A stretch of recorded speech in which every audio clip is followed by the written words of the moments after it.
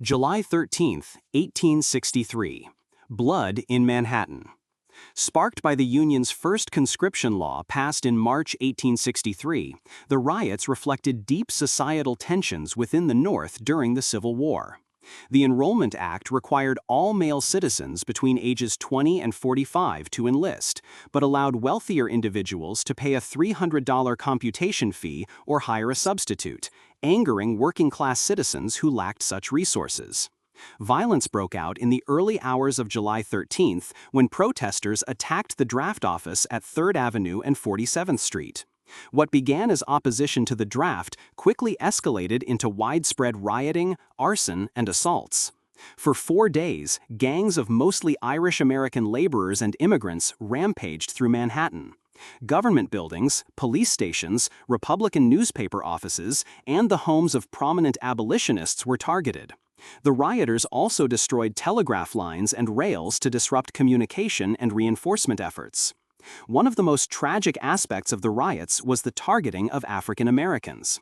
The mob's racial hostility stemmed in part from economic competition and fears that emancipated slaves would migrate north and undercut wages. Dozens of black citizens were beaten or lynched. The Colored Orphan Asylum on 5th Avenue, which housed over 200 children, was set on fire on July 13th.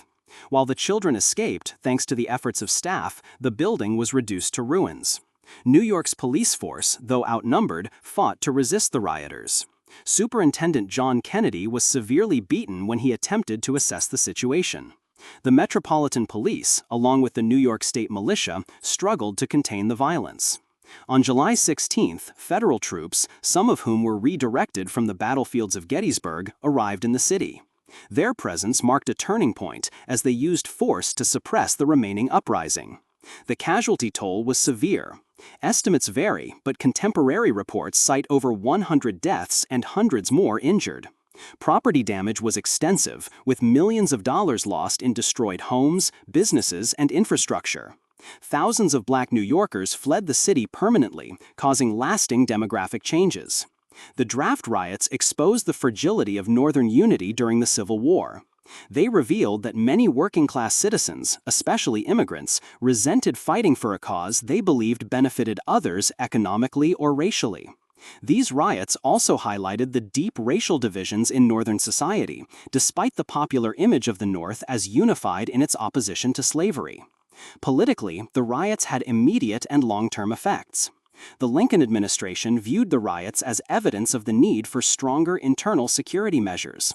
In the aftermath, federal troops remained stationed in New York City for months. Governor Horatio Seymour, a Democrat and vocal opponent of the Conscription Act, attempted to calm the rioters by appealing to their grievances. His language during the crisis, including referring to protesters as "my friends," was cited by critics as encouraging lawlessness, though he also worked to restore order. In the broader context of the Civil War, the riots occurred just days after the Union victory at Gettysburg. While Gettysburg marked a turning point on the battlefield, the draft riots showed that the Union faced serious domestic challenges to maintaining the war effort. New York City, a financial and cultural hub, became a symbol of the internal strain faced by a nation divided not only between North and South, but also within its own communities.